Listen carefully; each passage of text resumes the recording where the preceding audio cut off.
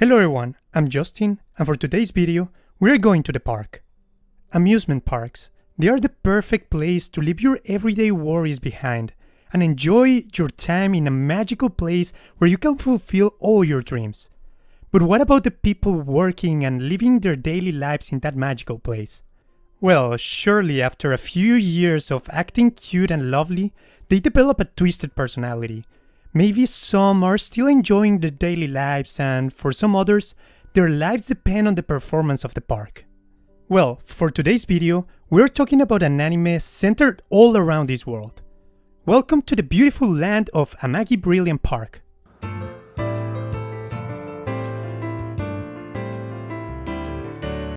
Or that is what I would like to say. But unfortunately, after a series of bad financial decisions, the park is near bankruptcy. The story centers around Seiya Kanye, a narcissistic and perfectionist high school student that used to work in the entertainment industry. And the workers of the park plan to use his knowledge to renovate the park and increase the attendance. But why is the park so important to them? Well, the workers of the park are magical beings from the magical realm called Mapleland. And they gather magical energy from the people who visit the park, which is not only their substance, but also the energy that keeps their world from collapsing. And without it, they and their land will cease to exist. Aside from that, we also have the side plot of the owner of the park, Princess Latifa, who was cursed by a wizard which makes her weak so she can't leave the park and erases her memory every year. Kanye decides to help them to reach their quota of 500,000 customers before the deadline, in order to keep the park running, which is not an easy task, as everything in the parks needs to be fixed. We're talking about rundown rides, the attitude of the employees, the naming of the station in which the park is. Everything is in its worst state possible, and slowly but surely, Kanye is planning on fixing all these issues. For our main cast, we have Kanye. As mentioned, he's a narcissistic and perfectionist guy that tries to stay level-headed, but loses his cool every time when the other workers do some dumb stuff.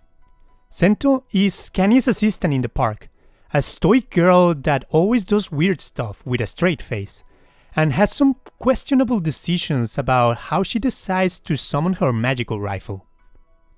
And Muffle, the mascot of the park that acts cute and funny in front of the children, but has a short fuse, especially when people call him a knockoff Bonta, as he has a strange resemblance to the Full Metal Panic mascot. This is intentional, by the way, as the author is the same for both series. He also has a strong dislike to Kanye and fights him in every moment possible. Now, this anime is a goldmine for comedy. Yes, there is a bit of drama with the impending doom of the park, but at its core, it is a comedy anime.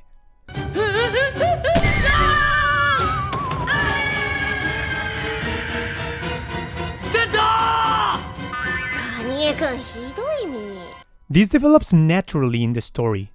Okay guys, we have some complaints from the workers. How are we going to address them? Well, take out the rifle.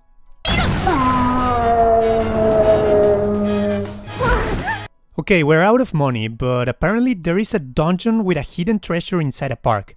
What could go wrong?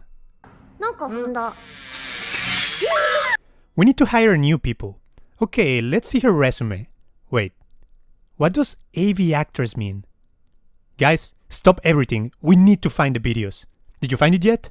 Let's put all the resources into getting this. Come on, guys. Oh, God.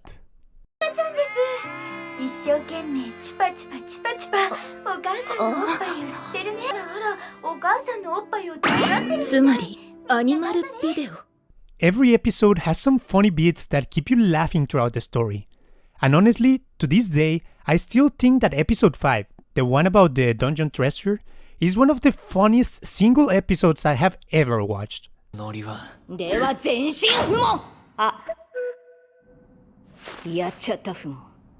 This is a perfect 12-episode anime that wraps up nicely at the end, reaching the visitor's quota and breaking the princess curse.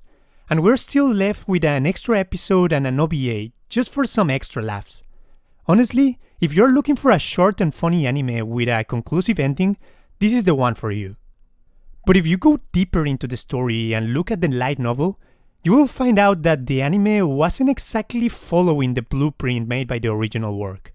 As in the light novel, he meets the quota at the end of volume 1. So to make a full 12-episode story, they kind of kept going to the next few volumes and then gave the ending of volume 1 for episode 12. Aside from that, the light novel still goes all the way to volume 8, which was released in 2016. And after that, there is nothing. We had some hope when the author talked about picking it back up after the release of the latest season of Full Metal Panic in 2018. But then, this happened. He made some unsavory comments about Greta Thunberg in 2019, and after an apology, we haven't heard anything about him. He did some work for an anime called Stab Life in 2022, so we know that he's still in the industry, and hopefully, we get some new developments in the future.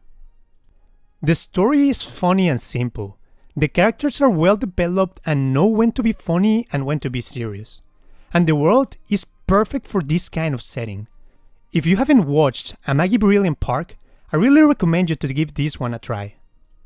And with that said, we come to the conclusion of this anime review. What do you guys think of Amagi Brilliant Park? Let me know in the comments below.